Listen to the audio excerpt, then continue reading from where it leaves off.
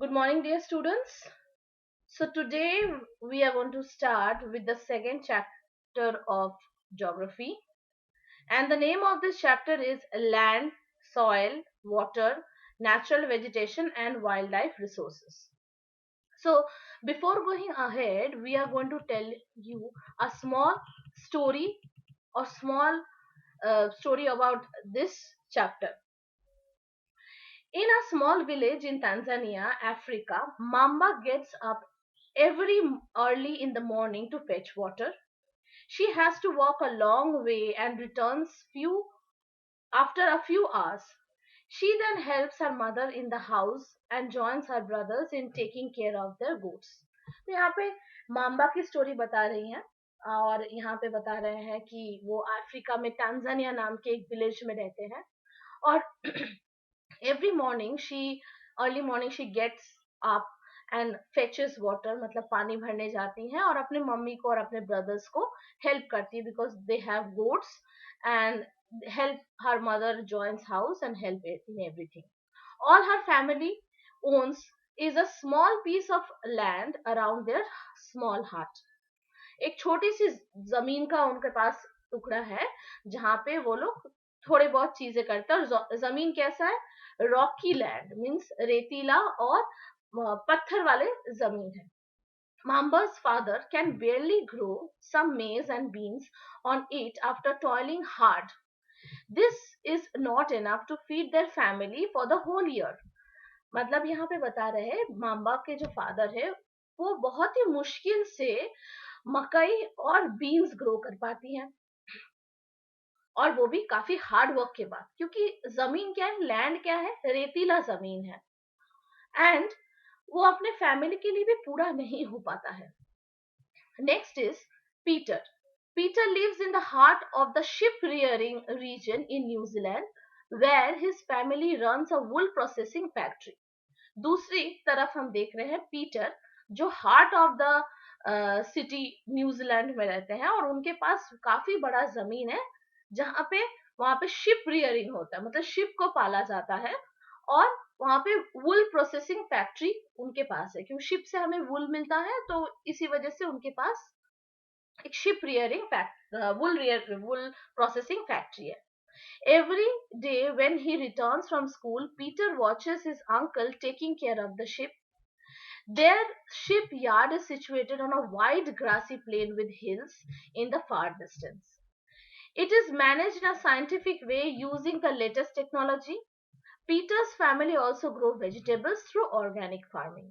तो यहाँ पे हमें क्या देखने को मिल रहा है कि इनका केस बिल्कुल अलग है माम्बा से कि वो स्कूल से वापस आने के बाद वो अपने अंकल को देखते हैं कि कैसे वो शिप को टेक केयर करते हैं एंड उनके पास एक बहुत बड़ा ग्रासी लैंड है जहाँ पे शिप्स रहते हैं and ship is a grass feeding animal so they can manage very good. Scientific technology को यूज किया जाता है मतलब हाथों से कुछ करना नहीं पड़ता है because they have a big factory and big yard so they manage everything with scientific technology और उसके साथ साथ वो लोग कुछ ऑर्गेनिक वेजिटेबल्स भी ग्रो करते हैं. सो ये दो सिचुएशन हम लोगों ने देखा एक माम्बा का सिचुएशन है एक पीटर का सिचुएशन है. Mamba and Peter stay in two different parts of the world and lead very different lives. This difference is because of the differences in the quality of land, soil, water, natural vegetation, animals, and the use of technology.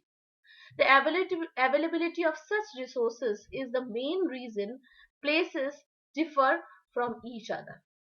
Mamba and Peter के cases में दोनों बिल्कुल different हैं. दोनों world के दो अलग अलग पार्ट में रहते हैं और डिफरेंसेस क्यों है सबसे मेन डिफरेंसेस है क्योंकि उनका क्वालिटी लैंड एक जो लैंड है जहाँ पे सॉइल उतना फर्टाइल नहीं है रॉकी सॉइल है और उसमें ज्यादा कुछ वेजिटेबल्स या सारी चीजें ग्रो नहीं हो सकता. दूसरी जगह पे हम देख रहे हैं कि दूसरे केस में हम देख रहे हैं कि पीटर एक ऐसी जगह पे रहते हैं जहाँ पे सारी चीजें बहुत ही अवेलेबल है एंड उसकी वजह से उस लेटेस्ट टू लेटेस्ट टेक्नोलॉजी भी यूज कर पा रहे हैं और सारी चीजें बहुत इजीली हो पा रहा है. सबसे पहले The first topic that we have is land. Land is among the most important natural resources. It covers only about 30% of the total area of the earth's surface, and all parts of this small percentage are not habitable. मतलब हमारे world में बहुत जितना सारा land portion है उसमें से सिर्फ 30% एरिया में हम रहते हैं, या फिर हमारा एग्रीकल्चरल लैंड है, या फिर हम वहाँ पे इंडस्ट्रीज एंड फैक्ट्रीज बनाते हैं. बाकी जो 70% लैंड अभी भी है, may be there are mountains, there are rock hills और देयर आर फॉरेस्ट जो अभी तक हम यूज नहीं कर पाते. The uneven distribution of population in different parts of the world is mainly due to the varied characteristics of land and climate.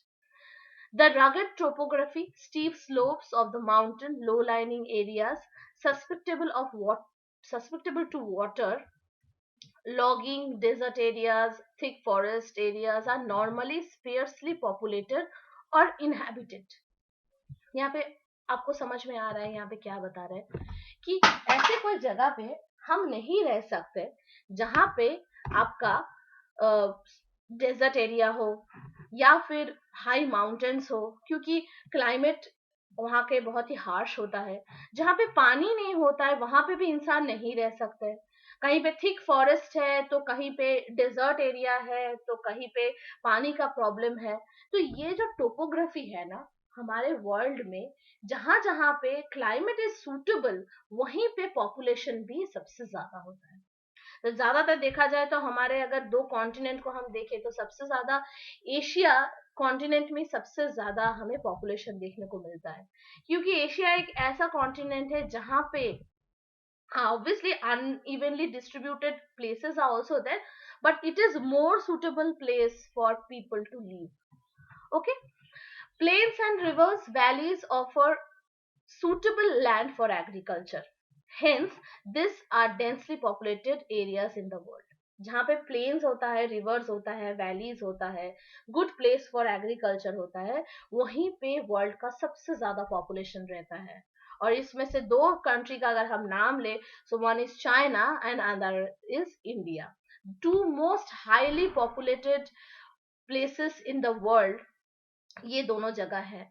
क्योंकि यहाँ पे अगर हम इंडिया की बात करें, इंडिया में एक ऐसा क्लाइमेट सिस्टम में हम रहते हैं जहाँ पे everything is very suitable.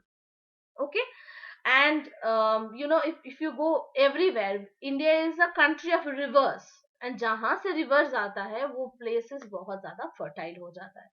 So all this are the places of the world जहाँ पे हम लैंड का सबसे ज्यादा यूज कर पाते हैं, एंड इसी वजह से यहाँ पे हाईली पॉपुलेशन भी है. Uses of land. Land is use for different purposes such as agriculture, forestry, mining, building houses, roads, and setting up the industries. This is commonly termed as land use. So यहाँ पे land के use के अलग अलग चीजें बताए हैं.